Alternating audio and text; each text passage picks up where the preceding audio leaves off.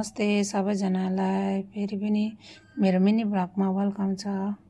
अनि ओट्स बनाउनु लागे म चाहिँ बिहान ब्रेकफास्टको लागि अनि यहाँ चिया छ साथै साथ अनि बनाउँदैछु ओट्स। प्याज हालेर टमाटर हालेर तपाईहरुले कसरी बनाउनुहुन्छ मलाई पनि कमेन्ट गरिदिनु होला। अनि कस्तो टाइपले बनाउनुहुन्छ। अनि ओट्स ठिकै पाक्नुलाई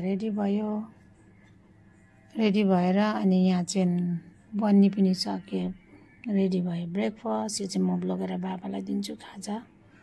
बाबालाई ब्रेकफास्ट। अनि नानीहरू तोरीबारी गएको थियो। तोरीबारी जाँदा चाहिँ उसले सानो भिडियो बनाएको रहेछ। म हेर्नु नि यहाँ भैँसी मजाले खेलिरहेछ। अनि यो चाहिँ हाम्रो सजेना माथि घरको कोक्लाको सजेना। अनि फुलहरू कस्तो मजाले फुलिरहेको रहेछ।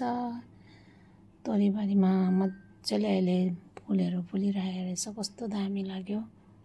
अनि 12 बजेको लन्च रेडी गर्दैछु। म थुक्पा बनाउँछु। अनि थुक्पामा झोल थुक्पा र आलुदम चाहिँ हस्बेन्डलाई उसलाई चाहिँ झोल थुक्पा मन पराउँछ। म चाहिँ चाउमिन र आलुदम। मलाई चाहिँ चाउमिन मनपर्छ। अनि यहाँ चाहिँ म खाँदैछु है लन्च खाँदैछु। लन्चमा आज यही चाउमिन र आलुदम थियो। अनि खाइसकेपछि चाहिँ म चाहिँ लाग्यो भदैको नानी हेर्नुलाई।